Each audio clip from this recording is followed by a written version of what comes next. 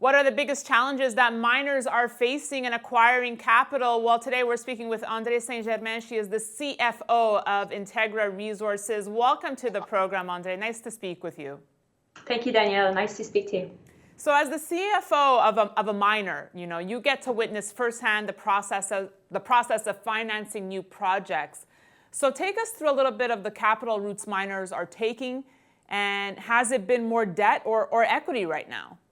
Yeah, no, for sure. And I think maybe just before I get started on this, I don't know if you can see the Vancouver, the weather outside right now, but it's pretty bleak and quite horrible. And that's what the equity markets really look like right now. When I started in this industry about 10 years ago, any mining company with a project, any project could raise a lot of equity.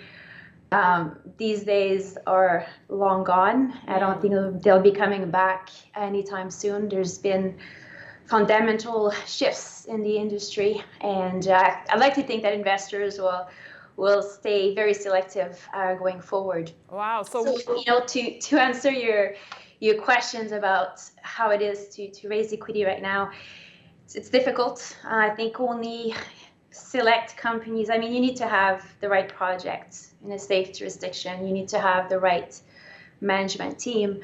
And, as a explorer or developer, you don't have as many options as a producer, all right? To raise debt when you're exploring a project is a kind of a risky proposition. So, the equity market is not there. There's been, like I said, a shift in the industry. I think one of the big catalysts was the introductions of ETF, gold ETFs. So we saw a significant decrease in institutional ownership in mining companies because they went towards gold ETF.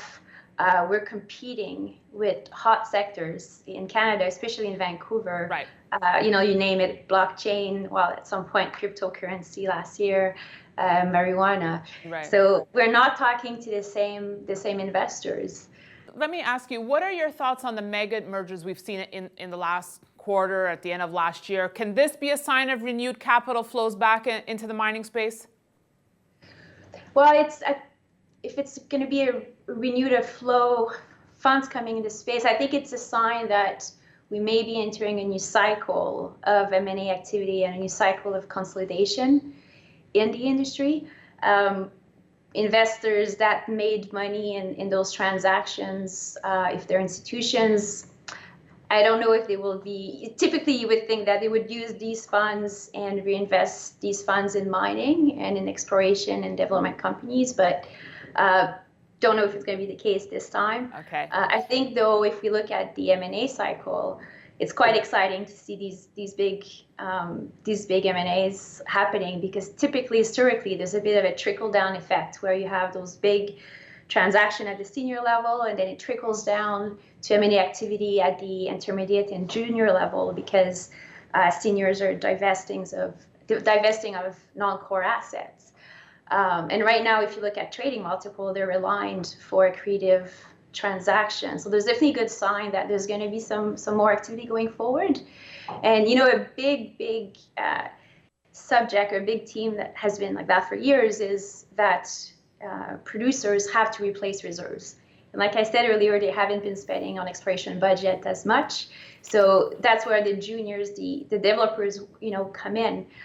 Those producers need projects or assets to add to their pipeline of projects. Thank you so much, Andrée. Thank you so much for joining us. Pleasure. Thanks, Danielle. Best of luck. And thanks for watching Kitco News. We'll be back tomorrow.